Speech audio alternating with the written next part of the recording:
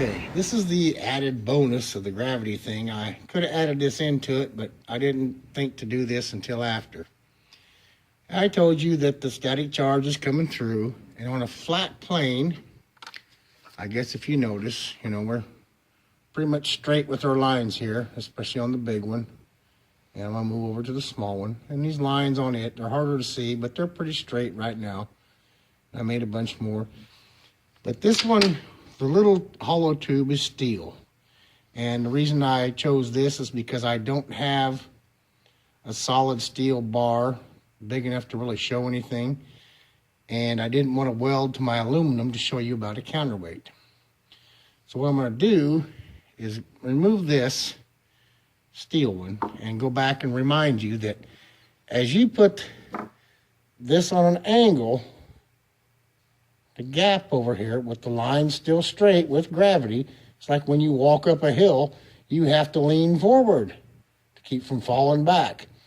It's the same thing here, but this tries to counteract it.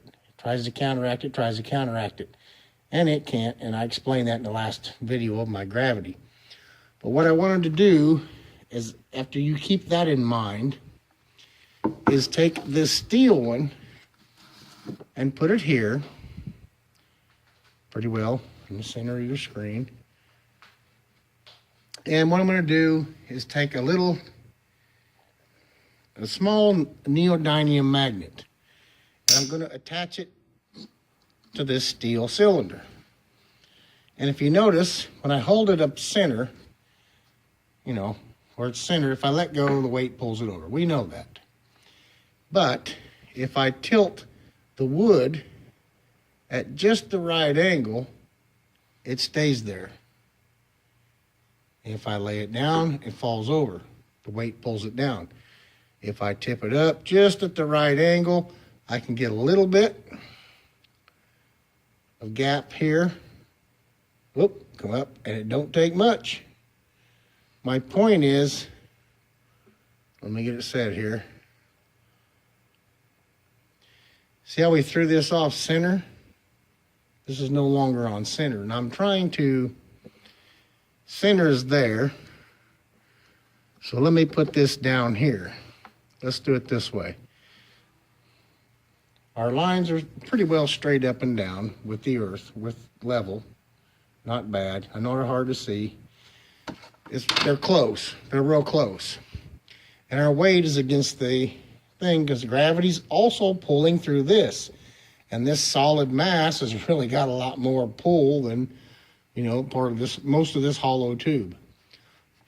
And if I tip up to where it balances, that's how far out of center it threw the mass to stay centered on this angle because of the counterbalance. And move it a little bit more. And I go so far, it'll quit. But you notice the gap here. Look at the gap. Look at this gap when I get it to balance with the magnet sticking out. That's the whole point of this. If you notice, there's a gap here. There's a gap there, but this is counteracting it. And it's almost like the size of that little mass on the side of this is filling in all this missing mass down here and counterbalancing whatever this is pulling down with gravity against that gap. If I tip it too much, it rolls over, see? But at just the right plane of angle and the right plane, it'll balance. If you see that, I guess you can see that it's tipped up, yet it don't roll over and the magnet doesn't pull back. I mean, we all know this, and I'm not disputing the numbers of what it takes to make this happen. All I'm trying to say, there's the same amount of gravity pulling down the lip of this to that gap as there is pulling down on this to pull it back this way. It's balanced like it would be if it was flat. So this is the additional add to my gravity with hollow and solid tubes. I'm trying to put the magnet the right place so when it balances, our lines are straight now. Well, it's hard for me to hold this. I don't have anything cut at the right angle. Our lines are pretty straight, if you see. They're not bad. And the balance, but our counterbalance is sticking out to the side. It's because it is filling in with the static charge coming through what's missing over here because of this angle. The static charge comes down, it's balanced because this is pulling down, you know, the Mother Earth is pulling the magnet down just as much as what's missing on this side. So I hope you get what I'm saying. That's how it works. And I wanted to show that the counterbalance does work, and it's just filling in that gap, what's missing. If this was solid, that would have to be bigger. There's more static charge pulling down on the gap side. That's how it works. I don't dispute the numbers of what calculates to do what. I'm just telling you why it does what it. Let me get it balanced. Why it does what it does.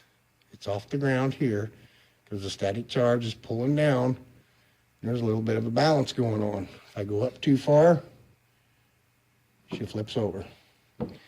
Anyway, this is the additional to the gravity part of tubular and solid cylinders. Okay, on this situation, what modern physics and math would tell you is when this balances, now I'm going to leave the plane flat and just move this up where the lines are straight, you know, like so. And you can see the lines are fairly straight with the world. What they're saying is we've moved our center line of gravity over. And the math works to look at it that way. I understand that, and that is true. You can look at it at two different angles. And if I tip the board up, get it in center, and it's hard to do, I'm sorry. I've got it in center. I didn't really move my center line over. You see, it's still in center.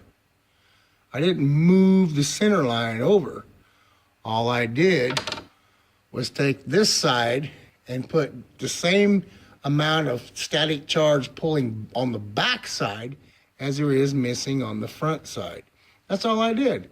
I changed how much static charge resistance there is here that was missing over here, like I showed you in the other video.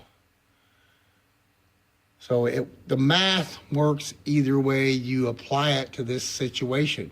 All I'm trying to say is this is why it does what it does, but the math will work either way you look at it. Either we've moved the center line, let me get my square. We've either moved the center line over to here to counterbalance, but we really didn't. The center line's still there, right? We didn't move it. We just put more drag on this side that was missing down here. That's all we did. We changed the drag to balance it like this automatically wants to do. That's why it rolls.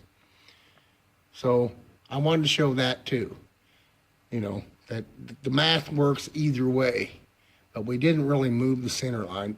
We moved the center line of mass, but what we really did was put more resistance in the static charge over here to counter the non-resistance of static charge over here. That's all we did.